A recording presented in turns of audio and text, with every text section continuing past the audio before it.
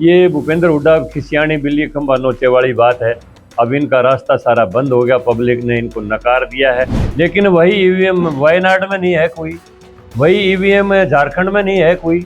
यानी जहां ये जीत जाते हैं वहां ईवीएम ठीक है, जहां ये हार जाते हैं वहां ईवीएम खराब है।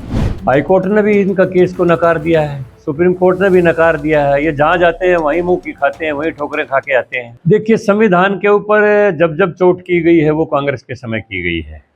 1975 का उदाहरण लें। संविधान को दरकिनार करके, उसकी भावना को दरकिनार करके लोकतंत्र की हत्या की गई। रातों रात कितने लोगों को जेल के सीखचों के पीछे डाल दिया गया और तमाम लोकतांत्रिक प्रथाओं को बुरी तरह से कुचला गया। ये काम कांग्रेस ने किया था इंदिरा गांधी के समय में। उसके बाद शाहबानो के मामले में सुप्रीम कोर्ट के वर्डिक्ट को उसकी किस तरह से राजीव गांधी ने बहुमत का फ़ायदा उठाते हुए कुचला। और एक सुप्रीम कोर्ट में एक महिला को जो न्याय दिया गया था उसके खिलाफ जो है ना, अपने बहुमत के माध्यम से पार्लियामेंट में संशोधन ला के ये कह दिया कि आइंदा जो है ना, शरीयत के कानून में कोई संविधान लागू नहीं होगा।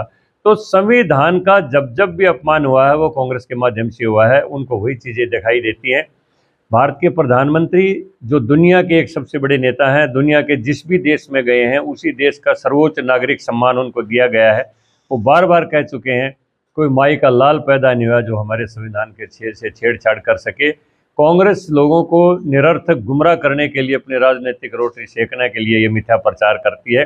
लोग इसके बहकावे में ना आए, ये बार बार देश के प्रधानमंत्री अपील कर चुके हैं। भूपेंद्र सिंह हुड्डा ने आज कहा कि जो बीजेपी है वो संविधान को खत्म करने का प्रयास करिए। हमें जैसे कौशल रोजगार निगम है उसमें जो संविधान ने नौकरियों में आरक्षण देने की बात की है, उसमें कोई आरक्षण है ही नहीं। ये मुख्यमंत्री जी पूरे आंकड़े प्रस्तुत कर चुके हैं।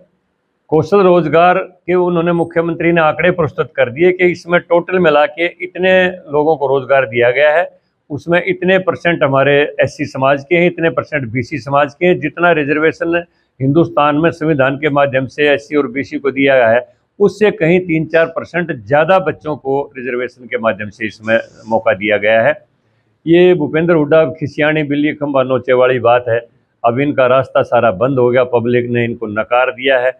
अब ये उजूल फजूल की बातें करते हैं और इसका कांग्रेस का भविष्य पूरी तरह से समाप्त हो चुका है। इनको कोई रास्ता दिखाई नहीं दे रहा है, इसलिए बार बार अब ये कहते हैं कहीं। अब देखिए, महाराष्ट्र में कहते हैं ईवीएम हैक हो गई, हरियाणा में कहते हैं ईवीएम हैक हो गई, लेकिन वही ईवीएम वायनाड में नहीं है कोई, वही ईवीएम झारखंड में नहीं है कोई। यानी जहां ये जीत जाते हैं वहां ईवीएम ठीक है, जहां ये हार जाते हैं वहां ईवीएम खराब है। तो ये सारा देश इनकी बातों को समझ रहा है, इन बातों को कोई तवज्जो दे नहीं रहा है, ये चाहे कुछ भी कहें। ये कह रहे हैं कि जो ईवीएम है वो मैनेज भी की जा सकती है, क्योंकि ईवीएम में तो इंसान ने नहीं बनाई, तो जो मशीन इंसान ने बनाई उसमें तो मैनेज किया ही जा सकता है ना। तो फिर हम कर्नाटक में भी कर लेते हैं सारा। कर्नाटक में कांग्रेस की सरकार क्यों आ गई?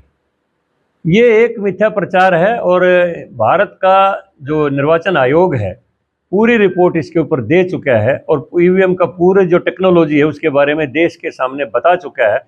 इसको कहीं हैक नहीं किया जा सकता है। स्वस्थ लोकतांत्रिक व्यवस्था है और इसके माध्यम से जनता का सही मैंडेट देश के सामने आता है।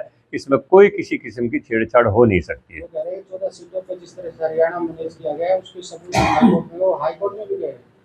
हाईकोर्ट ने भी इनका केस को नकार दिया है, सुप्रीम कोर्ट ने भी नकार दिया है। ये जहाँ जाते हैं वहीं मुंह की खाते हैं, वहीं ठोकरें खा के आते हैं और जाएंगे। अब जनता ने ही नकार दिया तो और इनको कौन स्वीकार करेगा।